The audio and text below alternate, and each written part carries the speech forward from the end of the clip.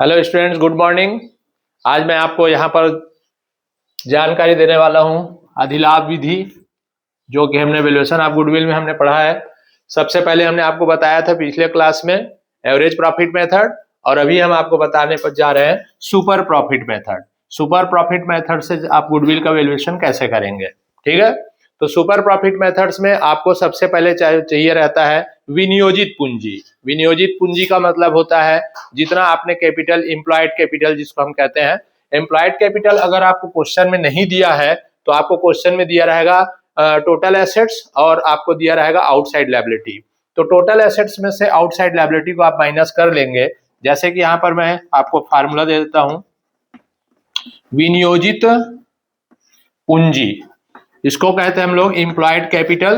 Employed capital is equal to total assets, कुल संपत्ति, कुल संपत्ति में से आप माइनस कर देना बाह्य दायित्व को। बाह्य दायित्व मतलब होता है आउटसाइड लायबिलिटीज।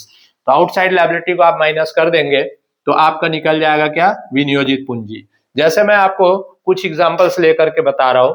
यहां पे आपका 4 लाख रुपया आपका है मान लो टोटल एसेट्स, और आपका आउटसाइड लायबिलिटी है सपोज 1 लाख। तो आपने जो कैपिटल लगाया है वो निकल जाएगा विनियोजित पूंजी 3 लाख रुपया, ठीक।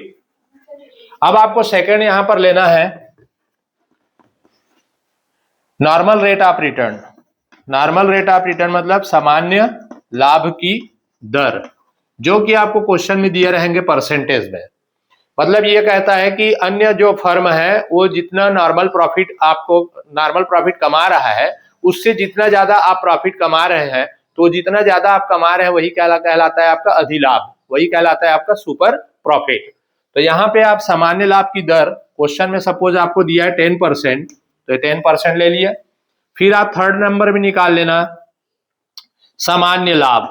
सामान्य लाभ नॉर्मल प्रॉफिट, नॉर्मल प्रॉफिट। तो नॉर्मल प्रॉफिट निकालने का फार्मूला ये ले लेना, विनियोजित पूंजी, विनियोजित पूंजी employed capital into rate upon 100। तो आपका यहां पर विनियोजित पूंजी निकला है 3 लाख। 3 लाख का 10% निकाल देंगे जो कि आ गया आपका 30,000। तो 30,000 आ गया आपका क्या, नॉर्मल प्रॉफिट। अब आपको क्वेश्चन में दे दिया रहेगा चौथा नंबर में आप यूज करेंगे औसत लाभ, एवरेज प्रॉफिट। एवरेज प्रॉफिट या तो डायरेक्ट क्वेश्चन में निकाल के दे देंगे, या फिर आपको 4 साल 5 साल का आपको प्रॉफिट निकाल के दे दिया रहेगा, तो उन 4-5 साल के प्रॉफिट को आप प्लस कर लेंगे और नंबर ऑफ ईयर से डिवाइड कर देंगे। हमने आपको पिछले क्लास में बताया था एवरेज प्रॉफिट कैसे निकालते हैं। तो एवरेज प्रॉफिट अगर इस क्वेश्चन में आपको निकाल के दे दिया है तो आप उसको यहाँ पर पहले दिखा देंगे औसत लाभ। मान लो औसत लाभ आपको दिया है 40,000 रुपए। अब आप निकाल लेंगे यहाँ पर सुपर प्रॉफिट। क्या निकाल लेना, सुपर प्रॉफिट, अधिलाभ, अधिलाभ, सुपर प्रॉफिट। सुपर प्रॉफिट का मतलब क्या होता है कि आप जो प्रॉफिट अभी कमा रहे हैं, औसत लाभ जिसको मैं कह रहा हूं, तो औसत लाभ यदि आपका ज्यादा है सामान्य लाभ से, नॉर्मल प्रॉफिट से, तो ये जो बचा हुआ प्रॉफिट है आपका सुपर प्रॉफिट कहलाएगा। तो अधिलाभ बराबर हो गया औसत लाभ माइनस सामान्य लाभ। औसत लाभ आपका 40,000 रुपया है यहाँ पे, और नॉर्मल प्रॉफिट निकला है आपका 30,000। तो इसको आप माइनस कर देंगे तो बचा आपके पास 10,000। तो ये 10,000 आ गया आपका सुपर प्रॉफिट, ठीक। अब आपको कोई नहीं रोक पाएगा गुडविल निकालने के लिए। एग्जाम में गुडविल निकालने के लिए आप यहाँ पे फार्मूला ले लेंगे। अब ये 5th नंबर पॉइंट में आ गया। अब हम ले लेते हैं 6 नंबर में, यहां निकाल देंगे आप गुडविल। तो गुडविल का फार्मूला यहां पर ले लेंगे हम लोग सुपर प्रॉफिट अधिलाभ into number of purchasing year, क्रय वर्ष की संख्या। तो यहां पर आपका सुपर प्रॉफिट आया था 10,000। Suppose number of purchasing year आपको 3 दिया है, तो आपको 3 ईयर्स से इसको मल्टीप्लाई कर देंगे तो आपका 30,000 आ गया गुडविल। ओके, तो ये हो गया आपका मेथड के साथ साथ मैंने आपको कुछ एग्जांपल्स लेते हुए बताया। तो फिर से आप एक बार रिवाइज कर लें। सुपर प्रॉफिट मेथड से आपको क्वेश्चन बहुत बार पूछता है पेपर में। सुपर प्रॉफिट मेथड में सबसे पहले चाहिए आपको कैपिटल एम्प्लॉयड, जिसमें आपको कहना का मतलब है कि विनियोजित पूंजी, मतलब आपने अपने व्यापार में कितना पैसा इन्वेस्ट किए थे। बिजनेस में जो हमने पैसा इन्वेस्ट किए हैं, जिसको हम लोग कैपिटल कहते हैं, पूंजी कहते हैं, उसी को हम लोग यहाँ पर बोल रहे हैं विनियोजित पूंजी, मतलब लगाया हुआ धन। अगर आपको कैपिटल बस दे दिया है तो भी यही है, ठीक है। कैपिटल दे दिएगा तो उसी को हम लोग बोलते हैं विनियोजित पूंजी या लगाया हुआ धन, निवेशित पूंजी, और इंग्लिश में हम इसको बोलते हैं इन्वेस्टेड कैपिटल, कैपिटल एम्प्लॉयड।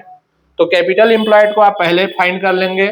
अगर क्वेश्चन में निकाल के अगर आपको 3 लाख रुपया डायरेक्ट दे दिया है तो कोई दिक्कत नहीं है, लेकिन कुछ कुछ क्वेश्चन में आपको टोटल एसेट्स और आउटसाइड लायबिलिटी दिए रहते हैं। तो टोटल एसेट्स में से आउटसाइड लायबिलिटी को आप माइनस कर देंगे तो ये आपका आ गया विनियोजित पूंजी। अब आपके पास सेकेंड आता है नॉर्मल रेट ऑफ रिटर्न। तो नॉर्मल रेट ऑफ रिटर्न का मतलब होता है सामान्य लाभ की दर, कि भाई आपने पैसा लगाया अपने बिजनेस में तो आपने कुछ सोचा होगा कि कितना परसेंट अपने को कमाना है, ठीक है, 10%, 20%, कितना परसेंट अपने को इसमें से कमाना है, अर्निंग करना है, तो उसी को हम लोग बोलते हैं नॉर्मल प्रॉफिट का रेट। तो ये आपको मान लो दिया है 10%, क्वेश्चन में दिया रहता है आपको। अब इन दोनों को यूज करेंगे आप और निकाल लेंगे सामान्य लाभ। सामान्य लाभ मतलब होता है नॉर्मल प्रॉफिट। नॉर्मल मतलब कितना आप प्रॉफिट कमा रहे हैं। तो सिंपल सी गणित है, विनियोजित पूंजी का 10% निकाल देंगे, तो विनियोजित पूंजी गुणित दर बटे 100, ये फार्मूला लगा देंगे, invested capital into rate upon 100। ये आ गया आपका 3 लाख का 10% आ गया आपका 30,000। तो 30,000 आपका नॉर्मल प्रॉफिट हुआ। अब आपको क्वेश्चन में दे दिया रहेगा एवरेज प्रॉफिट। तो एवरेज प्रॉफिट अगर क्वेश्चन में दे दिया है तो आपको एवरेज प्रॉफिट फाइंड करने की जरूरत नहीं पड़ेगा। तो ये 40,000 रुपया आपका एवरेज प्रॉफिट दिया है। अब आपके पास अगला स्टेप आप अपनाएंगे, सुपर प्रॉफिट निकाल लेंगे। सुपर प्रॉफिट मतलब अधिलाभ। तो super profit is equal to average profit minus normal profit, औसत लाभ माइनस सामान्य लाभ। तो एवरेज प्रॉफिट आपका निकल चुका था 40,000, उसको आप यहाँ लिखेंगे, और ये 30,000 रुपया आपने नॉर्मल प्रॉफिट निकाला था, ये 40,000 में 30,000 को माइनस कर देंगे तो ये आ गया आपका सुपर प्रॉफिट। ठीक, सुपर प्रॉफिट आ जाने के बाद अब आप निकाल लेंगे क्या, लास्ट में गुडविल।